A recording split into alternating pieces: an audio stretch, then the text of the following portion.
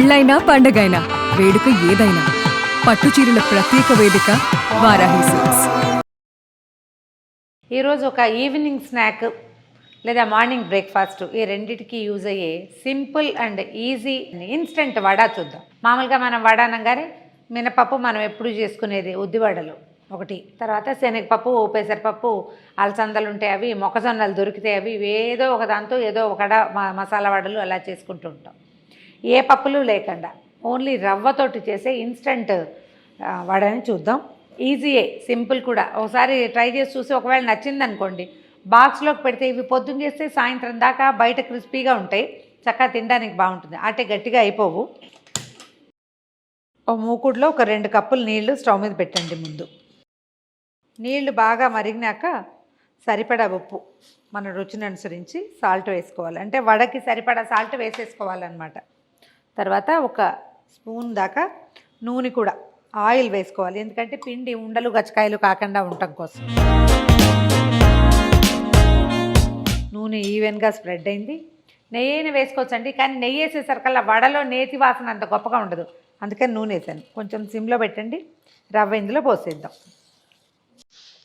ఇది 2 గ్లాసులు నీళ్ళు పెట్టాం కదా, 2 కప్పులు నీళ్ళు పెట్టాం, కప్పున్నర రవ్వ పడుతుంది.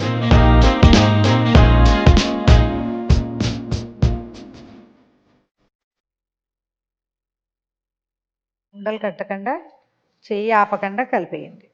నూనె వేసాం కాబట్టి ఉండగట్టే ప్రస్తావనే ఉండదు, అయినా కూడా కొంచెం కేర్ఫుల్గా చేయాలి.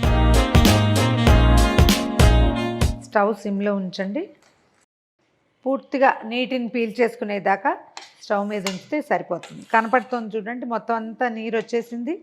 పోసిన నీళ్ళన్నీ అబ్జార్బ్ అయ్యేదాకా ఒకసారి మొత్తం పైకి కిందకి తిప్పేస్తే మొత్తం నీళ్లు పీల్చేస్తుంది. ఇలా ఉండలాగా అయ్యేసరికల్లా స్టవ్ ఆపేసేయండి. ఆపేసి దీన్ని కొంచెం పల్చని చేసి పెడితే ఒక 5 నిమిషాల్లో చల్లారిపోతుంది. చల్లారాక దీన్ని వడకి ఎలా ప్రిపేర్ చేయాలో చూద్దాం.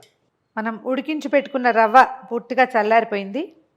ఇందులో ఏం చేద్దామంటే, ఓ స్పూను జీలకర్ర, తర్వాత కొద్దిగా ఒక 2 ఇంచీల అల్లాన్ని చిన్న ముక్కలు తరిగి పెట్టుకుందాం అది, తర్వాత ఓ 2 పచ్చిమిర్చి ముక్కలు సన్నగా తరిగేసి, తర్వాత ఒక 15-20 మిరియాలు పొడి చేసి పెట్టాను అవి, తర్వాత కొంచెం కరివేపాకు సన్నగా కట్ చేయండి. కరివేపాకు పెద్ద పెద్ద ఆకులు ఉంటే ఆకులుగా వస్తే బాగుండదు, కొంచెం కట్ చేస్తే బెటర్గా ఉంటుంది.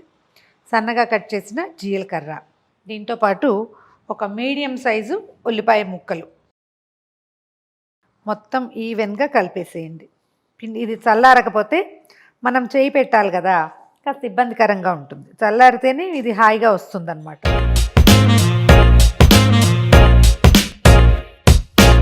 మొత్తం ఈ రవ్వలో మనం వేసిన దినుసులన్నీ పూర్తిగా కలిసేలా చేసి చిన్న ఉండలు చేసుకోండి.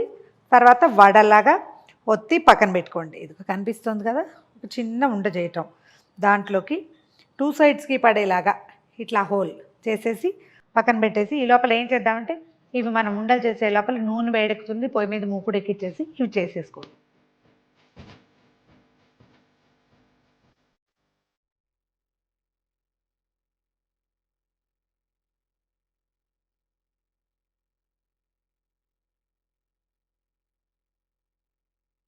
నూనె కాగిపోయింది, ఒకటొకటి చేసి వేసేసేయచ్చు ఇందులో నిదానంగా.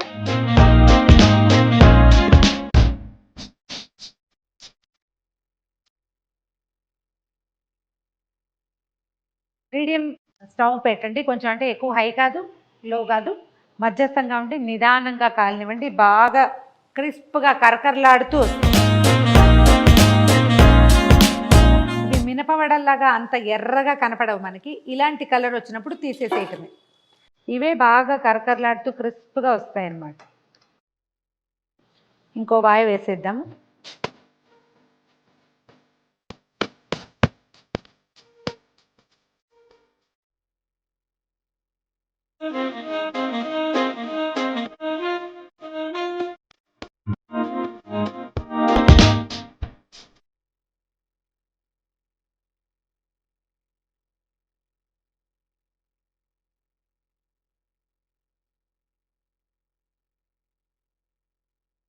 టీ టైం స్నాక్స్గా వేసుకోవచ్చండి. చూడండి ఎలా విరుగుతుంది ఇది, ఎంత క్రంచీగా ఉందో. లోపల కొంచెం మృదువుగా ఉంటుంది, బయట క్రంచీగా ఉంటుంది. కచక్కమంటుంది, శబ్దం వినిపిస్తుంది కదా.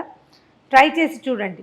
దీంట్లో ఏంటంటే ఇంకా కొంచెం చిన్న చిన్నవి మనం ఏం కలుపుకుంటాం, పుదీనా వేసుకుంటామా, గ్రైండ్ చేసి కలిపేయండి. అది ఇంకా చాలా ఈజీగా ఉంటుంది. గ్రైండ్ చేసి కలిపితే చక్కగా వస్తుంది. ఈవినింగ్ స్నాక్గా వాడుకోవచ్చు. పొద్దున్న చేస్తే సాయంత్రం దాకా ఇదే క్రంచీగా ఉంటాయి. ట్రై చేసి చూడండి.